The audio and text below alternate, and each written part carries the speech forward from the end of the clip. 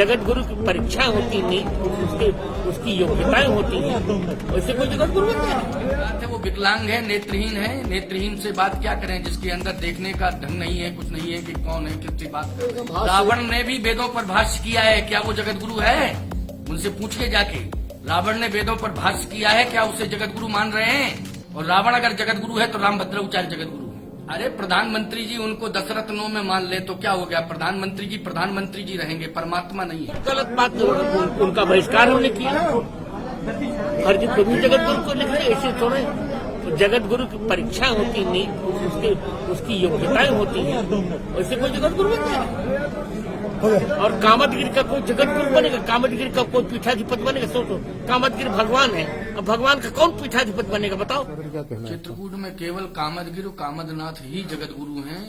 न रामभद्राचार्य कोई जगत गुरु है, न राम स्वरूपाचार्य जगत गुरु हैं। रामभद्राचार्य भी प्रतिनिधि हैं, मैं भी प्रतिनिधि हूँ कामदनाथ का।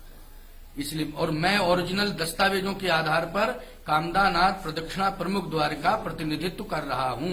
इसलिए रजिस्टर्ड तो मैं ही चित्रकूट का श्री कामदनाथ जी का पीठाधीश्वर भी हूँ, और कामदनाथ जी जगत गुरु हैं तो उनके प्रतिनिधि के नाते मैं जगत गुरु हूँ। लेकिन ये कहा जा रहा है कि कामदनाथ जी स्वयं भगवान है, उनकी कोई पीठ नहीं हो सकती, आपकी पीठ गलत बना ली है। कृष्ण बंदे जगत गुरु, भगवान कृष्ण कैसे जगत गुरु हैं? ये क्या सूत्र गलत है? अगर ये सूत्र गलत है तो मेरा चैलेंज है, इसकी व्याख्या करें, इस पर विचार दें अपना। भगवान कृष्ण कैसे जगत गुरु हैं? तो कामदनाथ जगत गुरु नहीं हो सकते हैं क्या? जब भगवान कृष्ण जगत गुरु हो सकते हैं तो कामदनाथ भी जगत गुरु हो सकते हैं, भगवान शंकर भी जगत गुरु हो सकते हैं। रामभद्राचार्य ने आपको शास्त्रार्थ के लिए ललकारा है। उन्होंने कहा कि भाष्य पे, उपनिषद पे, वेद पे कभी शास्त्रार्थ करें हमसे ओपनली। सीधी सी बात है वो विकलांग है, नेत्रहीन है। नेत्रहीन से बात क्या करें जिसके अंदर देखने का ढंग नहीं है, कुछ नहीं है कि कौन है, किससे बात कर रहे हैं। तो उनसे बात करने में क्या फायदा है? और करना चाहते तो खूब करें प्रेम से, क्या दिक्कत की बात है? लेकिन सकारात्मक बात करेंगे तो मैं बात करूंगा, सकारात्मक और नकारात्मक बात करेंगे तो मैं इससे कोई बात नहीं करूंगा। शास्त्रार्थ के लिए जो चुनौती दी है, उन्होंने कहा कि हमने प्रस्थान तय पे 4,500 पन्ने का वो लिखा हुआ है भाष्य, और जो भाष्य लिखता है वो जगत गुरु होता है। उनका अपना की 600 साल पुरानी परंपरा है ये। तो क्या आपने कोई ऐसा भाष्य? रावण ने भी वेदों पर भाष्य किया है, क्या वो जगत गुरु है? उनसे पूछ के जाके।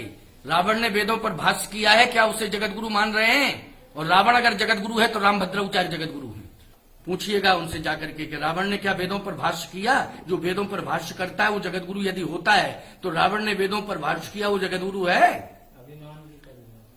यदि वो जगत गुरु है तो फिर अभिमानियों को जगत गुरु कहा जाए, क्या दिक्कत की बात है?